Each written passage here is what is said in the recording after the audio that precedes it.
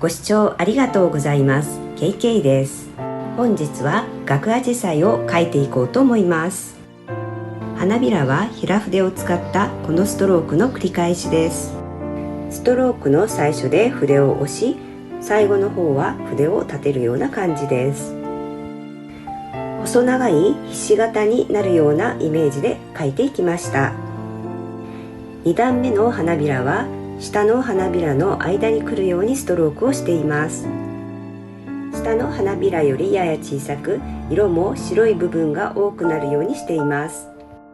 中央部分に青い小さい点を丸筆で入れました。この花は花びらの集まる点を楕円形のやや下の方に持っていき、斜め上から見た花の感じにしました。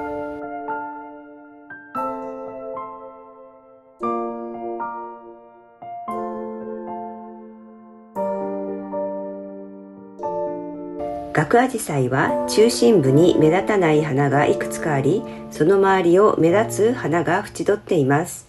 それが額縁のように見えるから額アジサイと名付けられたそうです。今描いているこの目立つ花の花びらも実は額にあたるそうです。そして今描いた青い点の部分が花にあたります。最近散歩してよく見かけるこの額アジサイですが、品種としてはダンスパーティーという名前がついているようです。舞踏会で踊る貴婦人を連想させることからその名がついたようです。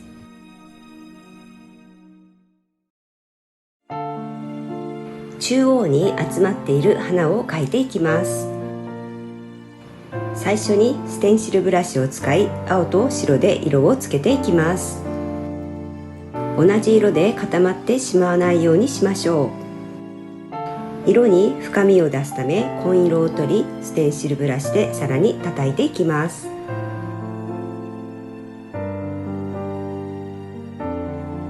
花の一部分が少し緑がかっているので、緑の色も加えてみました。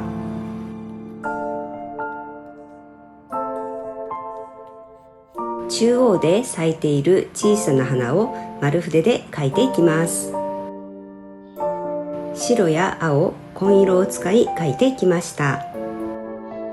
色の出方により花の色が変わるのが面白いと思います。紫と白をミックスした色で外側の花の茎を描いていきました。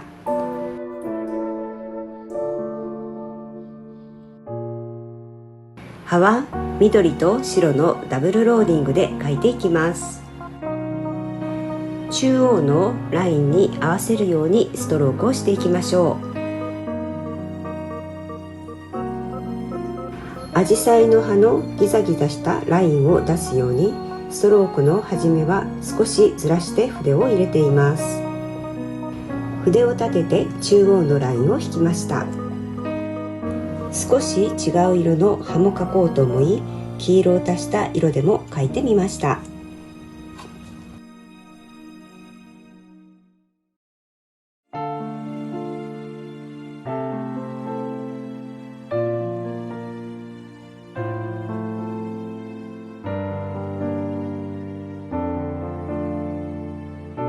中央のラインは筆を立てて描いています。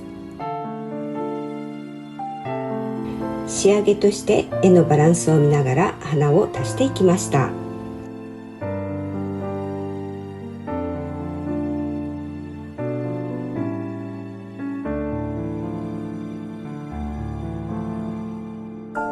額アジサイの花の絵の完成です。最後までご視聴ありがとうございました。高評価ボタン、チャンネル登録とても励みになります。よろしくお願いします。また感想やリクエストなどございましたらコメント欄に書いていただけるとありがたいです。ご視聴ありがとうございました。